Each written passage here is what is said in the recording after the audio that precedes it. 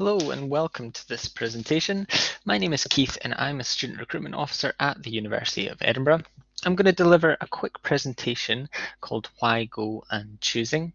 It's designed to give you an overview of some of the reasons why you might consider higher education, and it'll also include some advice and guidance on how to choose a subject, course and university before a brief chat about entry requirements. So let's get started.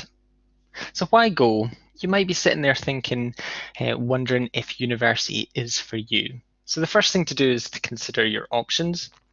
This is a very personal decision and it's vital that you do your own research. University is not the only path out there, so do your research online, speak to family and supporters, discuss with teachers and career advisors, try and gather as much information as you can to inform your decision. For many people, university is a way of increasing employability or job prospects. Many jobs require a specific degree, so going to university is the only option for certain career paths.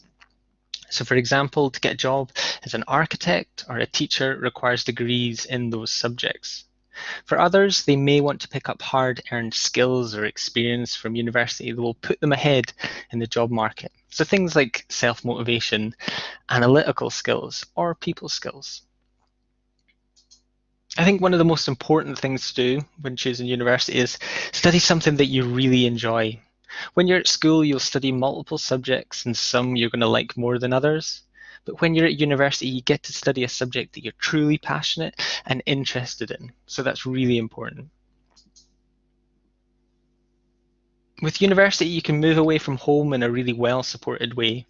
University managed accommodation called halls of residence is a fantastic way to make the transition away from home. Normally close to the university campus and staff, they quite often will include all your utilities too. Even if you live at home while you study, university will involve far more independent study than you're used to at school, and this can be really liberating. This gives you the freedom to study when and how works best for you. And then let's not forget social life as well. With all this independence comes an exciting and diverse social life. You get involved in societies and sports, volunteering, who knows what you'll find. Universities attract students from many different countries, allowing you to make lifelong friends and experience different cultures as well. So it's not all just hard work and study. Please enjoy that fantastic social life that you'll have as well. So if you did want to go to university, how do you narrow down which subject you want to do? So as I mentioned, you could take forward a school subject you really enjoy. So if you really enjoy physics, you could take that to the next level by studying at university. But not only that, you could specialize in a particular aspect of a subject that interests you. So for physics, you could maybe do astrophysics or theoretical physics, computational physics. You can find the specific bit of that subject that you enjoy. For some people, it's about doing a related subject from something you've done at school. So if you studied maths at school, you might want to consider economics or accounting, applied maths. If you did biology, you could choose something like biomedical science or zoology. If you're thinking sports is your favorite subject, you could do applied sports science or sport and recreation management. There'll be lots of related subjects out there. For many, you get to do something completely new that you haven't done at all. So that could be something really exciting like archaeology or social anthropology, linguistics even. And there'll be many subjects out there that you won't have even heard of. Vocational courses are usually practical in nature and they may have a professional accreditation. So this means that you might need that degree for certain jobs. And quite often it may be that the vocational degree will give you a higher entry point in a particular career as well. And again, I've already said it, but please try and find something that you enjoy. It's one of the most important advice that I have. It will make studying for and attending lectures much more exciting, and it will make it easier to motivate yourself to study, and you'll do better in the course as well.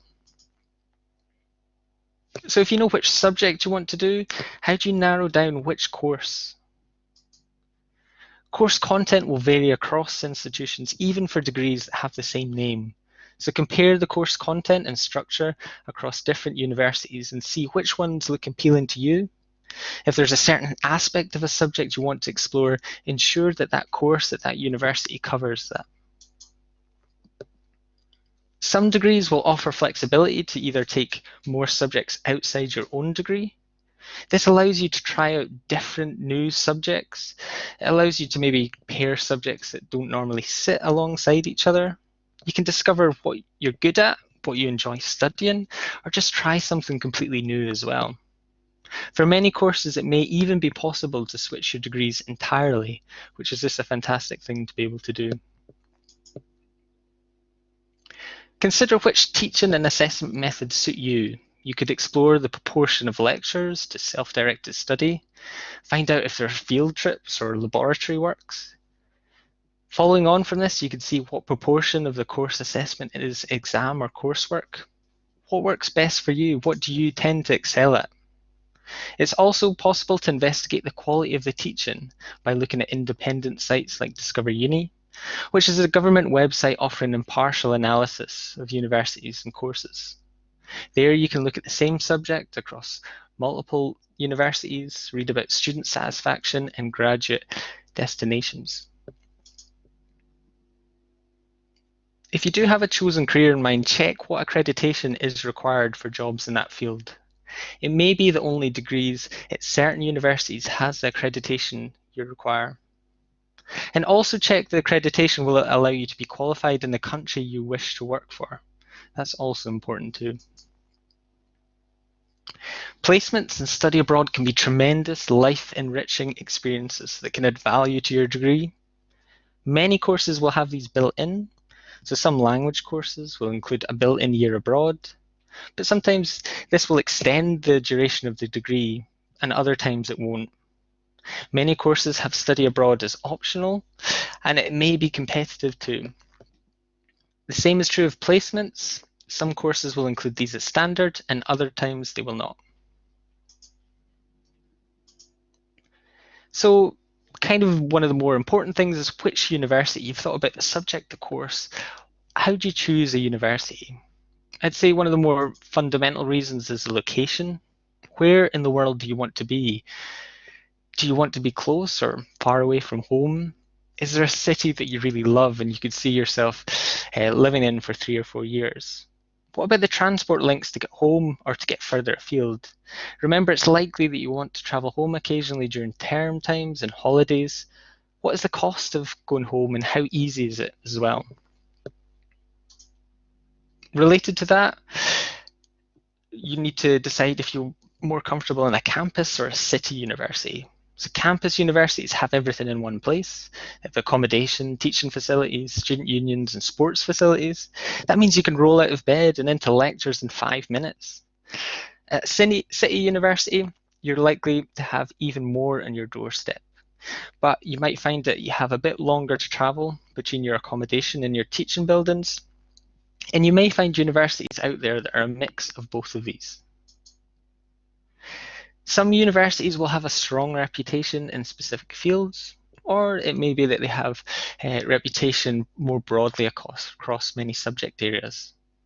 This isn't important to everyone, and it is worth seeing what measures league tables use to create their rankings. So if you are looking at league tables, just see what they're measuring and how it's put together, just to see if they're measuring the things important to you. So facilities, does the university in question invest in their facilities? Are they fit for purpose and cutting edge?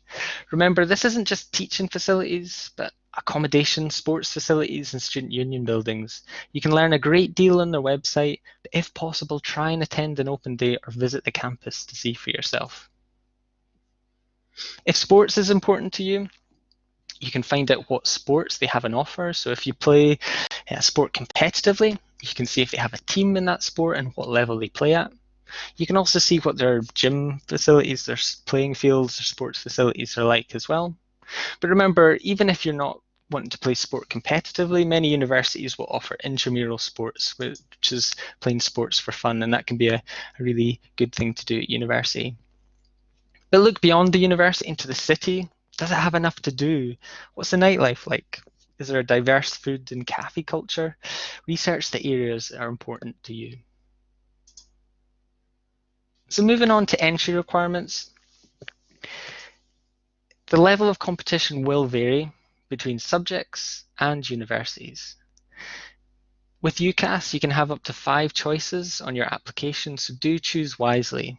Some courses will be really competitive and will have high entry requirements, so make sure you balance your choices across different courses with different entry requirements to give yourself the best chance of receiving offers. And these courses are going to be similar in nature, so the similar subject area. So some people get a bit kind of confused when it comes to minimum and standard entry requirements. Universities in Scotland have a minimum and a standard entry requirement for each programme. The minimum entry requirements are normally for widening access students, and these are students who fulfil specific criteria. So they may live in a target postcode, attend a specific school, or are care experienced. So you can check that on the university's websites just to find out more about it. But for most applicants, you're looking at the standard entry requirement, and both will be listed for each programme. Each subject will have specific entry requirements. So for a subject like physics, you may need qualifications in maths and physics. So do read up on those. But universities will also have general entry requirements that every student needs to achieve. So this could be a specific qualification in English, for example, but these will be published on the university websites. There also may be additional requirements for certain subjects as well. So this could be specific work experience you have to achieve. It could be that you have to set a specific test like the UCAT for medicine or the LNAT for law, or you may need to compile or submit a portfolio for art and design subjects. A few of these subjects may require interviews and assessment days too, but again, this will be published on the university websites. But if in doubt, check with universities directly before applying. You don't want to waste an application, and universities are open for people to get in touch by email or phone. So do just get in touch if you're not sure. So finally, do your research is effectively what I'm saying in this presentation. The first place to start would be university websites.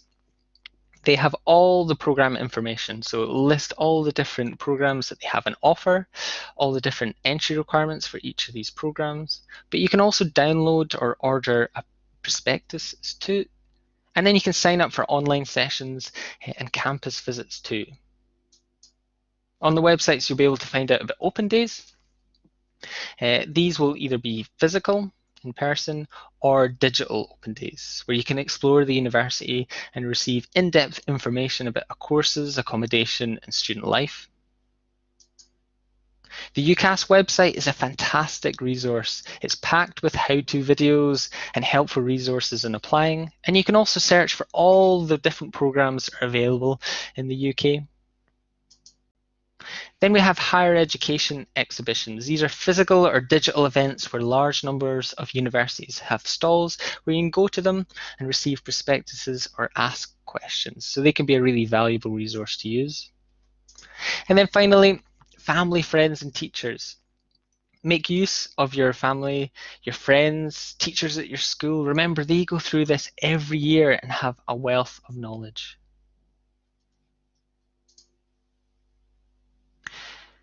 So here are some of the websites that I've mentioned.